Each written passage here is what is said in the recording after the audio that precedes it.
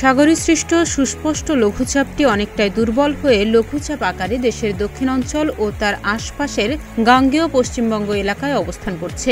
এর ফলে দেশের ৮ বিভাগের বিভিন্ন এলাকায় মাঝারি থেকে ভারী বর্ষণ হতে পারে বলে জানিয়েছে আবহাওয়া দপ্তর।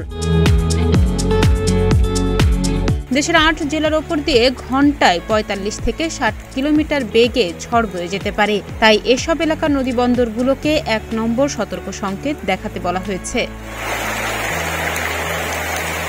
মঙ্গলবার দুপুর ১টা পর্যন্ত দেশের অভ্যন্তরীণ নদীবন্দরগুলোর জন্য দেয়া এক সতর্কবার্তায় এমনটা জানানো হয়।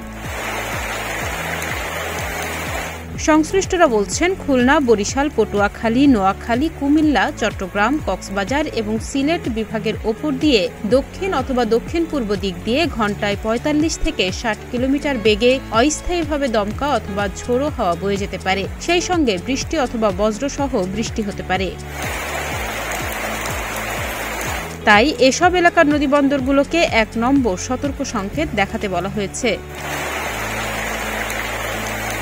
এদিকে আবহাওয়ার অপর এক বিজ্ঞপ্তিতে বলা হয়, বাংলাদেশের দক্ষিণাঞ্চল এবং এর কাছাকাছি গাঙ্গেয় পশ্চিমবঙ্গ এলাকায় অবস্থানরত সুস্পষ্ট লঘুচাপটি দুর্বল হয়েছে এবং একই এলাকায় লঘুচাপ আকারে অবস্থান করছে। এ অবস্থায় দেশের নদীবন্দরসমূহকে ৩ নম্বর স্থানীয় সতর্ক সংকেত দেখাতে বলা হয়েছে। পরবর্তী ৪৮ ঘণ্টার আবহাওয়ার এমন অবস্থায় থাকতে পারে বলে জানিয়েছে আবহাওয়া অধিদপ্তর। তবে বর্ধিত ৫ দিনে দেশে বৃষ্টিপাতের প্রবণতা কমতে পারে বলেও জানিয়েছে আবহাওয়া অধিদপ্তর। এদিকে গেল সোমবার দেশে সর্বোচ্চ বৃষ্টিপাত হয়েছে চট্টগ্রামের সন্দ্বীপে ১৯৬ মিলিমিটার, বান্দরবানে ১৪৩ মিলিমিটার, চট্টগ্রামের সীতাকুণ্ডে ১৩৪ মিলিমিটার, কক্সবাজারের কুতুবদিয়ায় ১২৫ মিলিমিটার, ফেনীতে ১১৩ মিলিমিটার। এছাড়া ভোলা, পটুয়াখালী, বরিশাল, খুলনার কয়রা, চাঁদপুর, কুমিল্লা, সিলেট, মৌলভীবাজারের শ্রীমঙ্গল, সিরাজগঞ্জের তাড়াশ সহ দেশের বিভিন্ন জায়গায় বৃষ্টি হয়েছে।